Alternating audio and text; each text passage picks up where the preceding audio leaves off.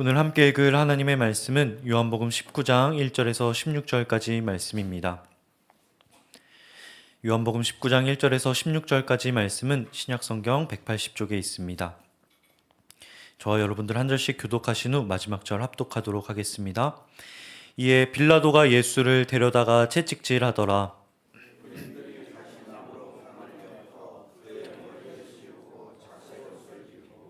앞에 가서 이르되 유대인의 왕이여 평안할지어다 하며 손으로 때리더라.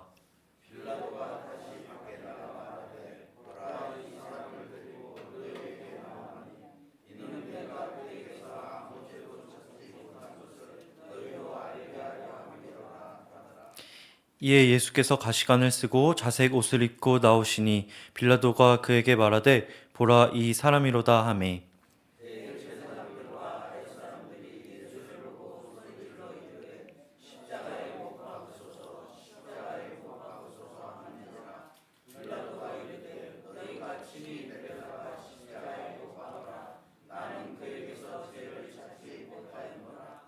유대인들이 대답하되 우리에게 법이 있으니 그 법대로 하면 그가 당연히 죽을 것은 그가 자기를 하나님의 아들이라 함이니이다. 다시 관정에 들어가서 예수께 말하되 너는 어디로부터냐 하되 예수께서 대답하여 주지 아니하시는지라.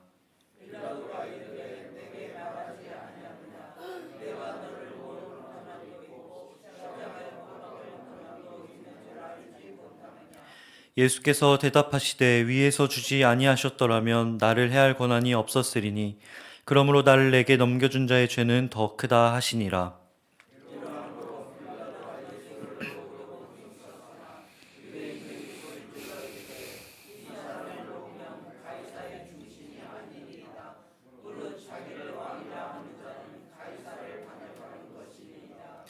빌라도가 이 말을 듣고 예수를 끌고 나가서 돌을 깐뜰에 있는 재판석에 앉아 있더라.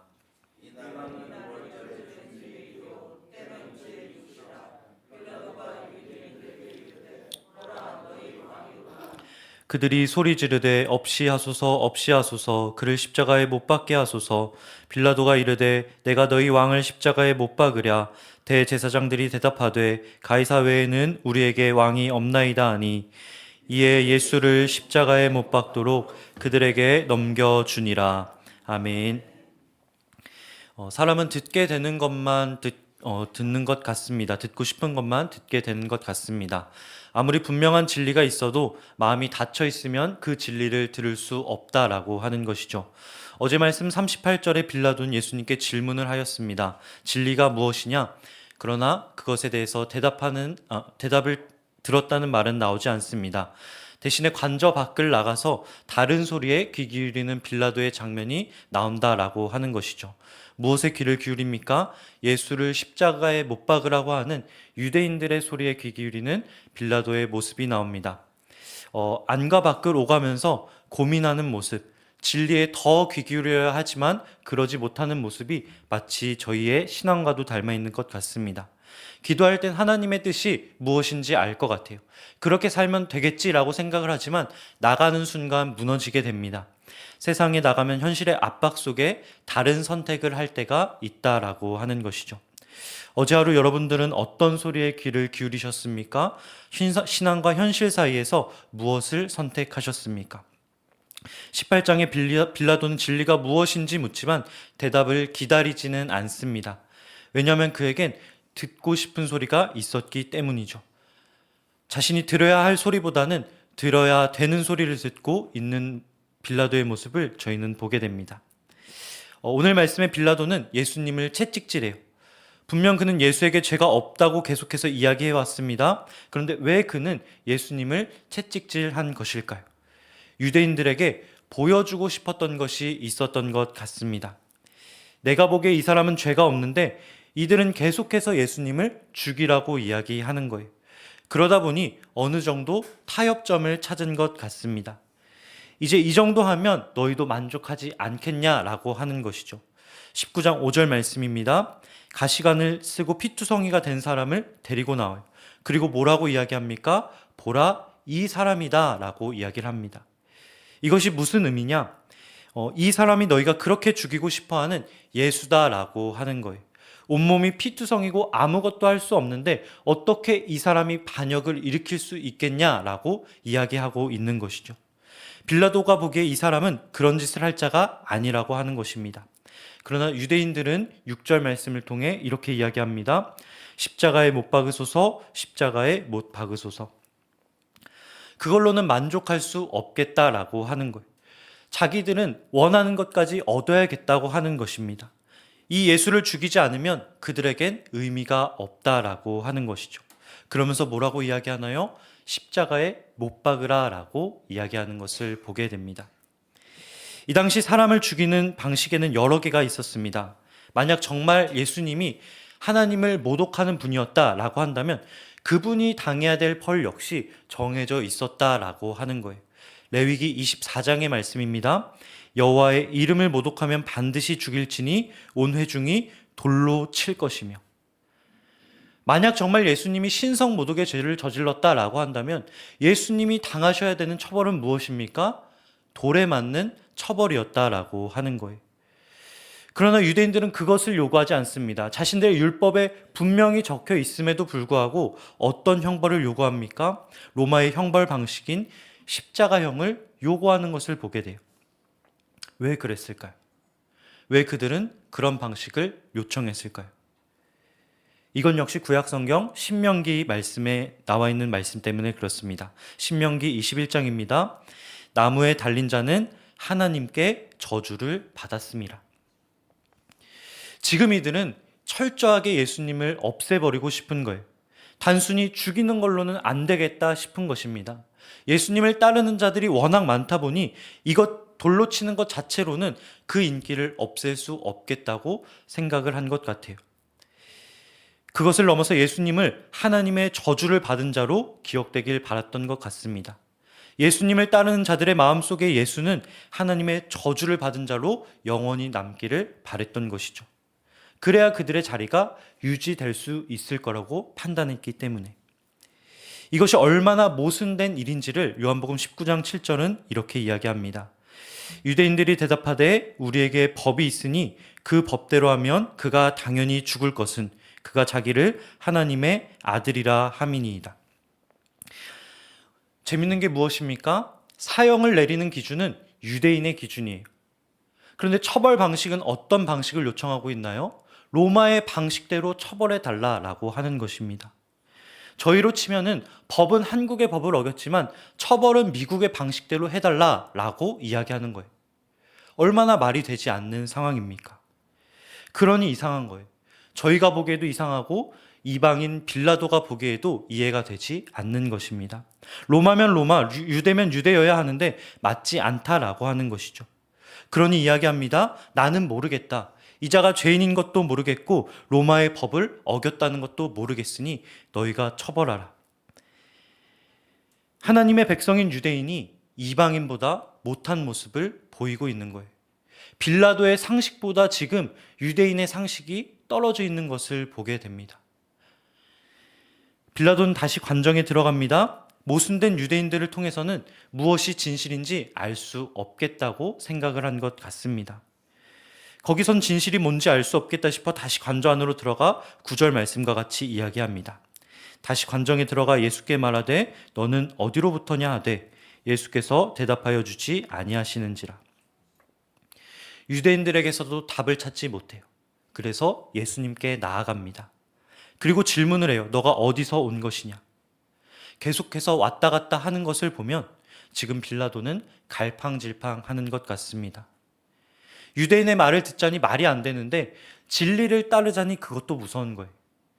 둘 중 하나를 택하기가 어려운 상황인 것이죠. 왜 그럴까요?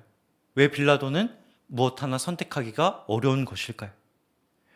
진리를 위해 평생을 쌓아온 무언가가 있다고 한다면 저와 여러분 역시 쉽지 않을 겁니다. 진리를 위해 그 모든 것을 포기해야 한다라고 하는 것이 절대 쉬운 일이 아니라고 하는 거예요. 자신이 이룬 게 크게 여겨지면 여겨질수록 포기하는 것도 쉽지 않다라고 하는 것이죠. 예수님께서 그런 빌라도에게 아무런 답을 하지 않으셨다고 9절 말씀은 이야기하고 있습니다. 왜 대답하지 않으셨을까요?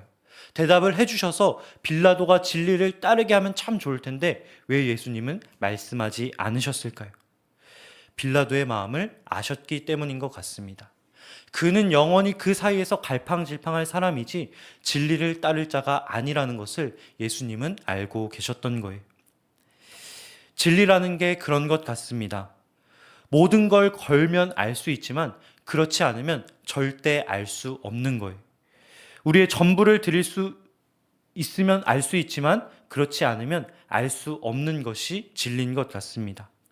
마태복음의 말씀과 같이 값진 진주를 찾은 자가 모든 소유를 팔아서 그 진주를 샀던 것처럼 행동하지 않으면 우리는 그 진리를 찾을 수도 발견할 수도 따를 수도 없다라는 것이 바로 이 빌라도의 모습을 통해 우리에게 이야기되고 있는 바입니다.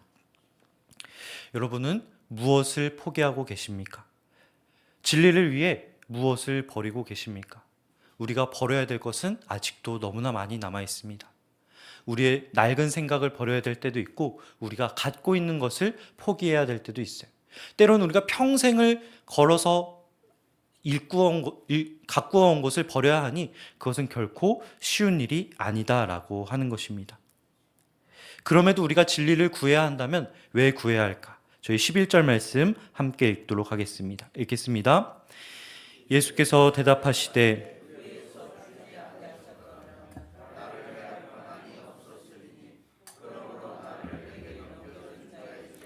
더 크다 하시니라.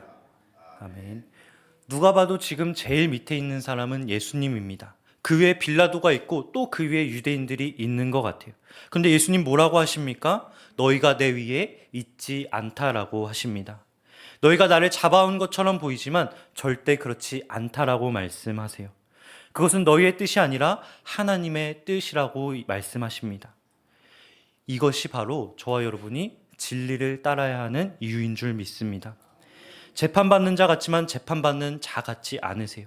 근심하는 자의 자리에 있지만 근심하는 자의 모습이 아니십니다. 성경은 이런 자들을 가리켜 이렇게 이야기합니다. 근심하는 자 같으나 항상 기뻐하고 가난한 자 같으나 많은 사람을 부유하게 하고 아무것도 없는 자 같으나 모든 것을 가진 자로다. 이것이 바로 저희가 믿고 따르는 진리의 힘이라고 하는 것입니다. 예수님을 보세요. 강해야 될 때 강하고 약해야 될 때 약하십니다. 누구보다 약자와 함께 하실 땐 약한 모습을 보이세요. 그러나 누구보다 강한 사람 앞에 설 때는 전혀 위축되지 않으십니다. 누구보다 담대한 모습으로 그들의 뜻에 따르지 않는 모습을 보인다라고 하는 것이죠. 바로 이것이 진리를 가진 자가 누리게 되는 자유라고 하는 것입니다. 저희가 요한복음을 통해 보게 되는 말씀이 있지 않습니까? 진리를 알지니 진리가 너희를 자유롭게 하리라. 이것이 바로 이 말씀에 담긴 의미다라고 하는 것이죠. 반면에 빌라도는 어떻습니까? 갈등하지만 결국 12절 말씀을 보니 무너지게 되는 부분이 있어요. 진리를 위해 포기하지 못하는 부분이 있다라고 하는 거예요. 가이사의 충신이라는 칭호를 위해 평생을 달려오다 보니 그 앞에서 무너지게 되는 것을 보게 됩니다. 그 칭호 앞에 지금 빌라도는 자유롭지 못한 거예요.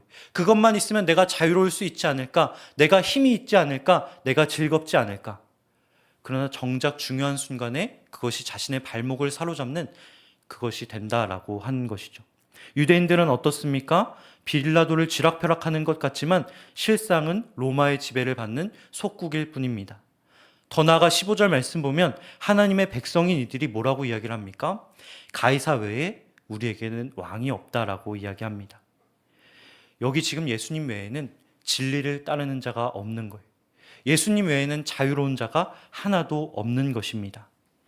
진리를 위해 다른 것을 포기한다라고 하는 건 절대 쉽지 않은 일이에요. 내가 평생을 걸쳐서 쌓아온 무언가를 버려야 되는 일입니다.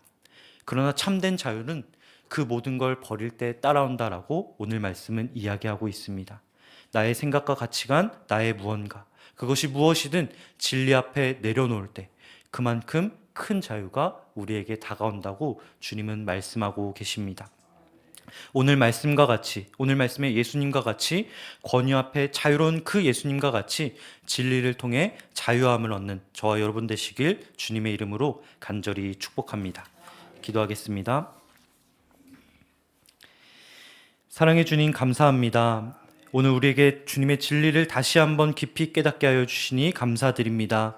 주님, 우리가 진리를 위해 무엇을 포기하고 있습니까? 빌라도와 같이 진리를 듣기만 하고 왔다 갔다 하는 것이 아니라 주님이 그러셨던 것처럼 세상의 소리와 타협하지 않고 진리 앞에 굳건히 설 수 있는 시냇가 에셀나무 교회 되게 하여 주옵소서. 우리의 마음을 붙잡아 주셔서 진리를 위해 필요한 것을 포기할 수 있는 용기를 허락하여 주시고 주님과 같이 세상의 권위 앞에서도 흔들리지 않는 참된 자유를 허락하여 주셔서 우리가 주님과 같이 살아갈 수 있는 한 사람 될 수 있게 하여 주옵소서. 감사드리며 예수님의 이름으로 기도드립니다. 아멘. 하늘에 계신 우리 아버지, 아버지의 이름을 거룩하게 하시며 아버지의 나라가 오게 하시며 아버지의 뜻이 하늘에서와 같이 땅에서도 이루어지게 하소서. 오늘 우리에게 일용할 양식을 주시고 우리가 우리에게 잘못한 사람을 용서하여 준 것 같이 우리 죄를 용서하여 주시고 우리를 시험에 빠지지 않게 하시고 악에서 구하소서. 나라와 권능과 영광이 영원히 아버지의 것입니다. 아멘. 이 시간 함께 기도하실 때 이렇게 기도하면 좋겠습니다. 주님, 우리가 빌라도와 같이 현실과 타협하는 것이 아니라 예수님과 같이 끝까지 진리를 선택할 수 있게 하여 주옵소서.